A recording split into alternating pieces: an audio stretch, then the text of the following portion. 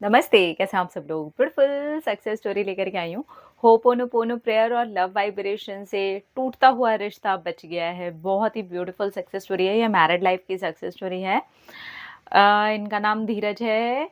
मेरा नाम धीरज है और मेरी मैरिड लाइफ बच गई है सिर्फ होपोनोपोनो प्रेयर और अपनी वाइफ को लव वाइब्रेशन भेजने से। हमारा 6 मंथ से सेपरेशन चल रहा है। उसके भी पहले से हम दोनों की लड़ाइयाँ शुरू हो गई थी। हम दोनों की शादी को 5 इयर्स कंप्लीट हुए, लेकिन हम दोनों 1 साल भी ठीक से नहीं रह पाए। उसके बाद हम दोनों के बीच में बहुत सारे लड़ाई झगड़े हो रहे थे। लेकिन मैं अपनी वाइफ से और मेरी वाइफ भी मुझसे बहुत ज़्यादा प्यार करती थी। लेकिन बात ही ऐसी हो जाती थी कि लड़ाई बहुत बढ़ जाती थी और उस वजह से हम दोनों के रिलेशन में भी बहुत प्रॉब्लम आने लगी। कई साल रहते-रहते साथ में एक टाइम के बाद ऐसा हो गया कि मेरी वाइफ को लगा कि अब अलग हो जाना ही बेहतर है और उसकी फैमिली ने भी यही डिसाइड किया और मेरी फैमिली ने भी यही डिसीजन लिया और उसके बाद में हम लोग सेपरेट हो गए। पिछले 6 मंथ से हम दोनों एक-दूसरे से दूर रह रहे थे। पर मैं अब भी चाहता था कि मेरी शादी बच जाए और अंदर ही अंदर मेरी वाइफ भी चाहती थी। लेकिन अब फैमिलीज़ का दोनों तरफ से प्रेशर इतना ज़्यादा था कि समझ नहीं आ रहा था क्या करें।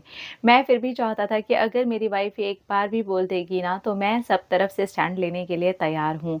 मैं कुछ भी करूँगा पर अपनी शादी बचा लूँगा। फिर मैंने होपोनोपोनो प्रेयर किया और अपनी वाइफ़ को मैंने लव वाइब्रेशन भेजना शुरू किया। आपका वीडियो देखा और बहुत अच्छे से क्लियर आइडिया मिल गया कि मुझे कैसे करना चाहिए। पहले भी मैं होपोनोपोनो प्रेयर करता था, लेकिन मुझे ये समझ में नहीं आ रहा था कि मुझे अगर अपनी वाइफ़ को वही एनर्जी भेजनी हो तो मैं कैसे करूँगा? तो मैंने उनको सोल वाले फॉर्म में किया और मुझसे बहुत आसानी से हो भी गया। और मैंने ये देखा कि उसके बाद से ही मेरी वाइफ़ ने मुझसे धीरे-धीरे करके बात करनी शुरू कर दी थी। मुझे 1 मंथ भी कंप्लीट नहीं हुआ था होपोनोपोनो प्रेयर और लव वाइब्रेशन करते हुए कि मेरी वाइफ़ ने मुझसे खुद बात करनी शुरू करी।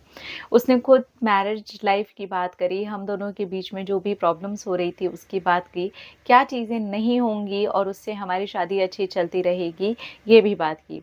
फिर मुझे भी इंटरेस्ट आने लगा और उसे भी इंटरेस्ट आने लगा और हम बाहर मिलने लगे जैसे गर्लफ्रेंड बॉयफ्रेंड मिलते हैं और उसके बाद ही हम दोनों का रिश्ता धीरे-धीरे करके अच्छा होने लगा। अब मेरी वाइफ़ मेरे साथ घर पर रहने लगी है। हाँ, अब मैं थोड़ा-सा अलग रहने लगा हूँ फैमिली से, क्योंकि मेरी फैमिली की कुछ नेगेटिव चीज़ों की वजह से हम दोनों का रिश्ता बहुत ख़राब हो रहा था और उसकी फैमिली में भी कुछ ऐसी बातें हो गई थी जिस वजह से ये रिलेशन सही होने की बजाय ख़राब हो रहा था।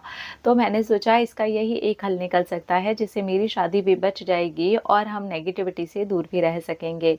मैं अपने परिवार के लोगों को नेगेटिव नहीं बोल रहा हूँ, लेकिन उसमें एक इंसान ऐसी हैं जिनकी वजह से हम दोनों के बीच में जेन्युइनली बहुत ज़्यादा प्रॉब्लम्स आ गई थी और वो लोगों को लगेगा कि सास-बहू का प्रॉब्लम था, लेकिन सास-बहू का प्रॉब्लम नहीं था। मेरी मदर की तरफ से बिल्कुल भी नेगेटिविटी नहीं थी, पर यहाँ पर मैं मेंशन ही नहीं करना चाहता, जिससे कि वो नेगेटिव रिश्ते की छाप किसी के भी दिल में छूटे।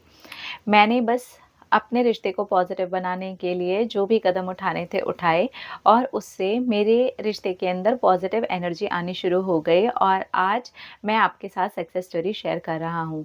Thank you, thank you, thank you so much, thank you universe, thank you law of attraction, thank you affirmations, thank you ho'oponopono prayer and love vibrations. Thank you.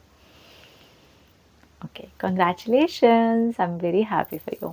इन्होंने बस यही किया है, अपने लिए होपोनोपोनो प्रेयर और वाइफ को love vibration भेजिए और एकदम रिलैक्स रहे हैं आराम से। जहाँ पर सेपरेशन हो रहा था वहाँ पर और भी आइडिया आने लग गए कि क्या कर सकते हैं, किस वजह से प्रॉब्लम्स हुई थी। वाइफ ने भी इनसे डिस्कशन शुरू कर दिया, इन्होंने भी डिस्कस करना शुरू कर दिया और दोनों ने मिल करके एक बीच का जो भी हल ये दोनों मिल के निकाल सकते थे वो निकाला। चाहे वो अब अलग रहने का हो या किसी एक मेंबर को अवॉइड करने का हो, जो भी हल है अच्छा है। एक शादी जो है वो टूट रही थी वो बच गई। आई एम वेरी हैप्पी और दोनों ही अब खुश हैं। अपना रखिए ख्याल, अपने आप से कीजिए ढेर सारा प्यार ताकि वो अट्रैक्ट करें ढेर सारा प्यार। I love you. टाटा।